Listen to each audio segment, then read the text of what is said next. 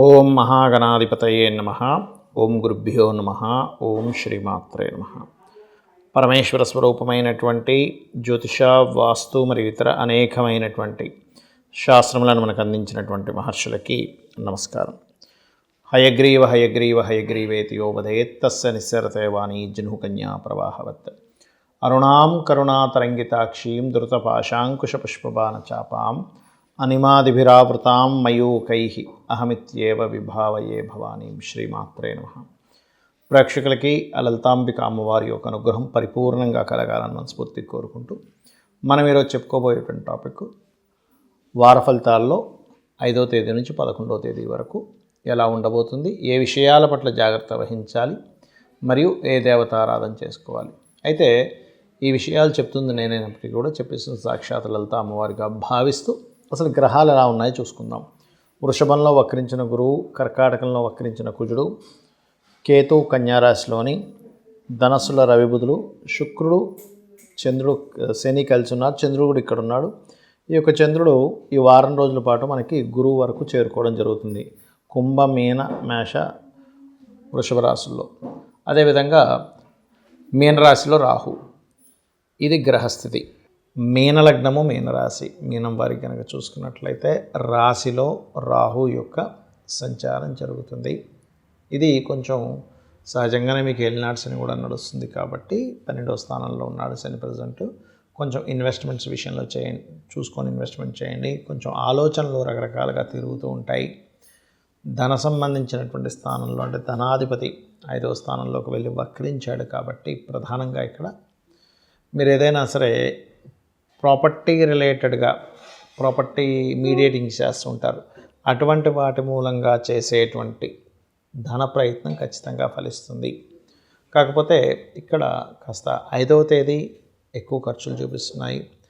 6, 7వ తేదీలు కనుక చూసుకున్నట్లయితే ప్రధానంగా ఇది కాస్త లాంగ్ జర్నీస్ వెళ్ళడానికి బ్యాంకింగ్ సెక్టార్స్లో బ్యాంకింగ్ సపోర్ట్కి చాలా బాగుంది 6, 7 తేదీలు. ఇక 8, 9 తేదీలు కూడా కాస్త ఇన్వెస్ట్మెంట్స్ చేసే విషయంలో జాగ్రత్తగా ఉండండి. ఈ వారం మొత్తము కూడా బ్యాంక్ సపోర్టు, కొత్త విద్యలు నేర్చుకోవడానికి, హైయర్ ఎడ్యుకేషన్లో తీసుకునేటువంటి నిర్ణయాలకి బాగుంది చెప్పాలంటే. అలాగే ఇక్కడ కాకపోతే కొన్ని ఊహలు అపోహల్లో కొంత ఇబ్బంది పడుతూ ఉంటారు.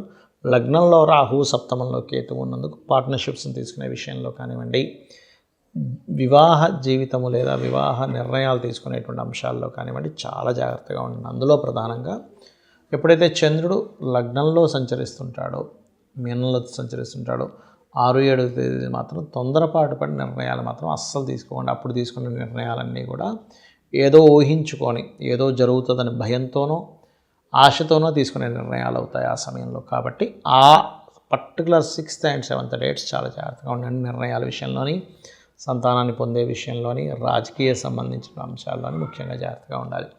గవర్నమెంట్ జాబ్స్ కోసం ప్రయత్నం చేసేటువంటి వారు, మీకు కావచ్చు, మీ జీవిత భాగస్వామికి కావచ్చు, ప్రయత్నం చేసేటువంటి వారికి ఖచ్చితంగా అనుకూలత ఉంది. అదేవిధంగా మీ యొక్క జీవిత భాగస్వామికి తన యొక్క అది ఆమె కావచ్చు, అబ్బాయి కావచ్చు, అమ్మాయి కావచ్చు, తన యొక్క తండ్రి గారి ఆస్తికి సంబంధించిన విషయంలో ఆ యొక్క ఆస్తి దక్కేటువంటి యోగము, దానికి సంబంధించిన ఏమైనా చిన్న చిన్న డిస్ప్యూట్స్ ఉంటే తొలగేటువంటి యోగం కనబడుతుంది. ఇక మీరు చేయవలసినటువంటి దేవతా ఆరాధన, దుర్గా ఆరాధన ఎక్కువగా చేయండి. ఎంత ఓం దుమ్ దుర్గాయ నమః అనే నామస్మరణ చేస్తే అంత బాగుంటుంది. మరియు వీలైతే దుర్గా క్షేత్రాలకు వెళ్ళండి. ఇంకా ఖచ్చితంగా తప్పదండి ఇక్కడ మేము సంబంధం కుదుర్చుకున్నాము ఎలాగా అనుకునేటువంటి వారు రాహుకేతు దగ్గర దీపారాధన చేసి రాహుకేతు జపం చేయించుకుని ముందుకు వెళ్ళండి. అన్ని విధాలా బాగుంటుంది. చాలామంది నన్ను అడుగుతున్నటువంటి ప్రశ్న ఏమిటి అంటే, జాతక చక్రంలో ఎలా ఉందో సేమ్ యాజ్ ఇట్ ఈజ్ అలాగే కలుగుతుందా, మనం ఏదైనా మార్చుకోవచ్చా అనేటువంటి చాలామంది నన్ను అడుగుతున్నటువంటి క్వశ్చన్ ఇది.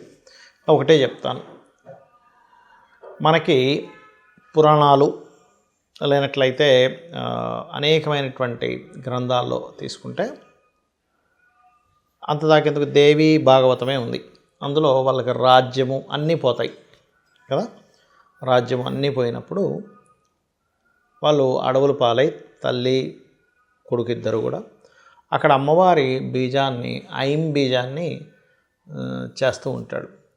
అప్పుడు సరస్వతీదేవి రావడం, దాని తర్వాత అలా ఒక్కొక్కటిగా సాక్షాత్ అమ్మవారే ధనుర్బాణాలు ఇవ్వడం, మరియు దాని తర్వాత అతనికి ఒక రథం లభించడం, దాని తర్వాత స్వప్నంలో కనిపించి ఒక అమ్మాయితో వివాహం అవ్వడం, ఇదంతా జరిగి మళ్ళీ అతని రాజ్యం అతనికి వస్తుంది. అంటే ఇక్కడ మనం అర్థం చేసుకోవాల్సింది ఏంటంటే, మన పూర్వజన్మ కర్మ బట్టి రాసుకొని వచ్చాం భూమి మీదకి, ఇలా జరగాలి స్టోరీ అనేది. ఇందులో కరెక్షన్స్ చేయబడవా అనేటువంటిది కూడా అగైన్ ఎప్పుడు జరుగుతుంది, ఎప్పుడు సాధ్యం అంటే 2 విషయాలు. ఒకటి మనం మానవ ప్రయత్నంగా చేసే ప్రయత్నము, రెండవది దైవానుగ్రహము. దైవానుగ్రహం చాలా ముఖ్యం. అందుకే మనం ఏం చేయాలి, సత్కర్మ చేయడం ద్వారా మన యొక్క కర్మ మారుతుంది. ఆదిశంకరాచార్యులు వారి వృత్తాంతంలో కూడా ఉసిరికాయ ఇస్తుంది. ఇతను భిక్షాటన చేసుకుంటూ ఒక్కొక్క ఇంటికి వెళ్తూ ఉన్నప్పుడు, ఒక ఇంటికి వెళ్ళినప్పుడు భిక్షాటన క్రమంలో ఆ ఇంటి ముందు అడిగినప్పుడు ఆవిడ ఒక ఉసిరికాయ ఇస్తుంది. ఉసిరికాయ ఇచ్చినప్పుడు చెప్తుంది, ఏమంటే 10 రోజుల నుంచి మా ఇంట్లో నేను ఎటువంటి ఆహారం లేకుండా ఉన్నాను, మా వారు బయటికి వెళ్ళారు, ఉన్న ఒక్క ఉసిరికాయ దేవుడికి నైవేద్యం పెట్టినటువంటి ఉసిరికాయ నీకు ఇస్తున్నాను స్వామి అని చెప్పినప్పుడు ఆదిశంకరాచార్యుల వారికి ఒక్కసారిగా కళ్ళలో నీళ్ళు వస్తాయి.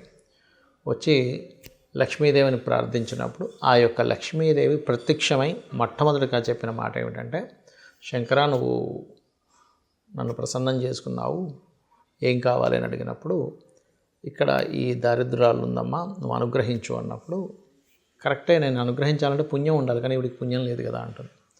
అప్పుడు అతను ధర్మం పాటించింది కదా, ధర్మం పాటించినందుకు ధర్మాన్ని అడ్డుపెట్టి నువ్వు ఇవ్వాలి అన్నప్పుడు అక్కడ ఇప్పటికే ఉంది కాలడిలో బంగారు ఉసిరికాయల యొక్క వర్షం కురిసింది. అంటే ఇక్కడ అర్థం ఏమిటి, మీ జన్మజాతకంలో ఒక భావం పాడైంది, 4వ స్థానం పాడైంది, విద్యా సంబంధించిన ఆటంకాలు, లేదా గృహ సంబంధించిన ఆటంకాలు, లేదా ధనభావం పాడైంది, ధన సంబంధించిన ఆటంకాలు, వృత్తిభావం పడింది, ఆటంకాలు ఏర్పడతాయి. ఎందుకు, పూర్వజన్మలో చేసుకున్న కర్మ వల్ల.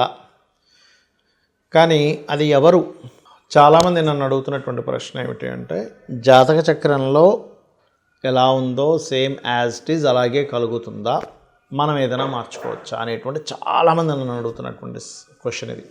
ఒకటే చెప్తాను, మనకి పురాణాలు లేనట్లయితే అనేకమైనటువంటి గ్రంథాల్లో తీసుకుంటే అంతదాకెందుకు దేవి భాగవతమే ఉంది, అందులో వాళ్ళకి రాజ్యము అన్నీ పోతాయి కదా. రాజ్యం అన్నీ పోయినప్పుడు వాళ్ళు అడవుల పాలై తల్లి కొడుకు ఇద్దరు కూడా అక్కడ అమ్మవారి బీజాన్ని, ఐం బీజాన్ని చేస్తూ ఉంటాడు.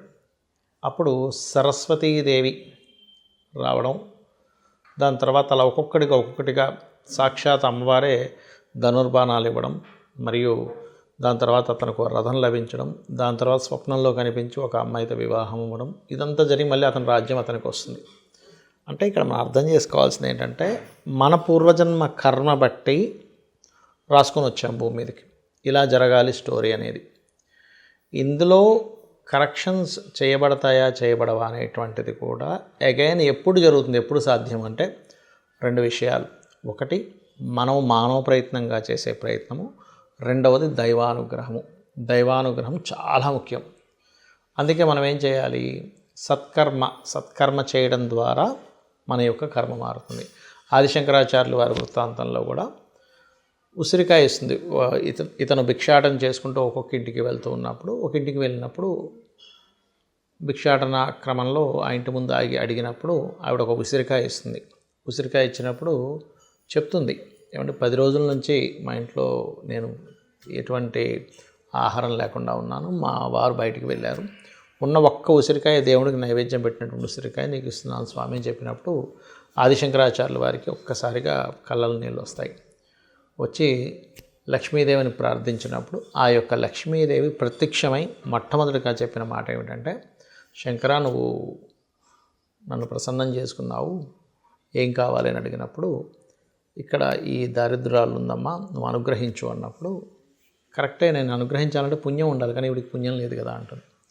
అప్పుడు అతను ధర్మం పాటించింది కదా, ధర్మం పాటించినందుకు ధర్మాన్ని అడ్డుపెట్టి నువ్వు ఇవ్వాలి అన్నప్పుడు అక్కడ ఇప్పటికే ఉంది కాలడిలో బంగారు ఉసిరికాయల యొక్క వర్షం కురిసింది. అంటే ఇక్కడ అర్థం ఏమిటి, మీ జన్మజాతకంలో ఒక భావం పాడైంది, 4వ స్థానం పాడైంది, విద్యా సంబంధించిన ఆటంకాలు, లేదా గృహ సంబంధించిన ఆటంకాలు, లేదా ధనభావం పాడింది ధన సంబంధించిన ఆటంకాలు, వృత్తిభావం పడింది ఆటంకాలు ఏర్పడతాయి. ఎందుకు? పూర్వజన్మలో చేసుకున్న కర్మ వల్ల.